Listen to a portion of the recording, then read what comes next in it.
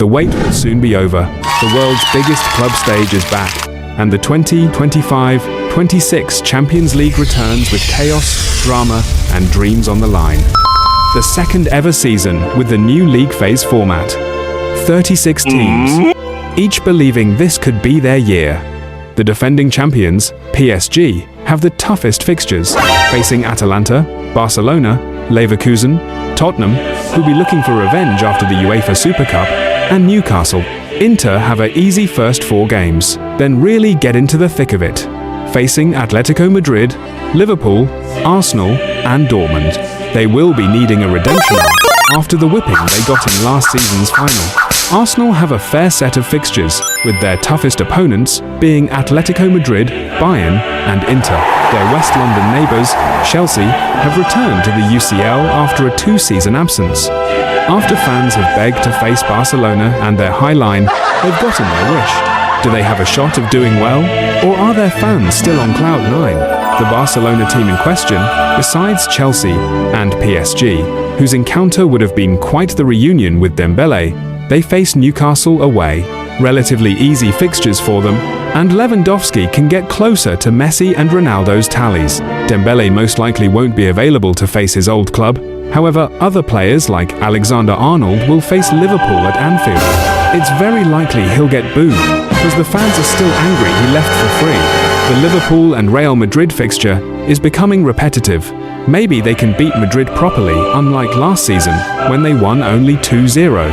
De Bruyne's return to Man City will be more heartwarming. Napoli and Man City don't have a long-standing hatred for each other. He left on good terms and Man City continued their transfer cycle. There should be no love lost between them. Manchester City face off against Real Madrid once again. Another repetitive fixture. City smell blood after losing to an Mbappe hat-trick. It's a first meeting between Guardiola and Alonso. Should be an enticing affair. Real Madrid, on the other hand, are pretty much in a transition phase.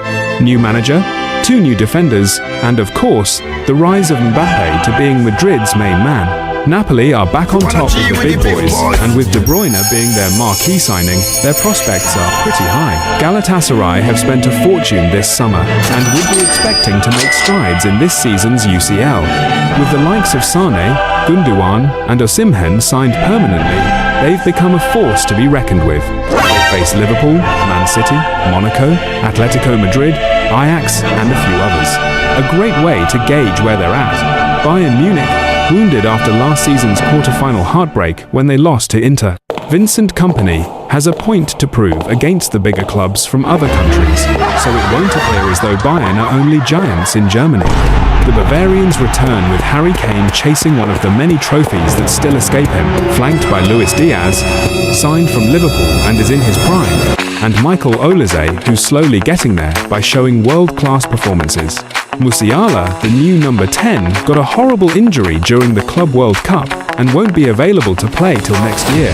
Juventus need to showcase an improved performance after missing out in the playoffs last season. Liverpool seem to have turned themselves into mega juggernauts, juggling between Isak and Ekitike, with Florian Wirtz behind either of them. Slot is slowly imposing his identity on the team, and they're one of this season's favourites to win the tournament. Newcastle returned to the tournament after a 1-season absence. Unfortunately, they've lost their talisman and have missed out on key targets. They'll really be relying on the fortress that is St. James's Park to give them a boost, especially with their 2 toughest opponents being Barcelona and PSG. Here we have another season to see whether there'll be any dark horses. But what is expected is the usual. Teams like Union Saint-Gilloise and Bodo Glimt have tough fixtures and are looking like easy meals for hungry big teams looking to make the round of 16. Others like Kairat, Olympiacos, and Paphos look like they stand a chance of making the playoffs. My prediction? No dark horse. When the Champions League returns with heavyweight clashes, underdog miracles, and the promise of something unforgettable, it'll be quite the spectacle. 36 enter, but only 1 survives. This isn't just football. This is destiny. The 2025-26 Champions League resumes, and everyone's dealing their best cards. My 3 favourites to win the tournament are Liverpool, Barcelona, and Arsenal. But let me know what you think. Who do you think will win? Get down in the comments. Like and follow or subscribe for more content like this.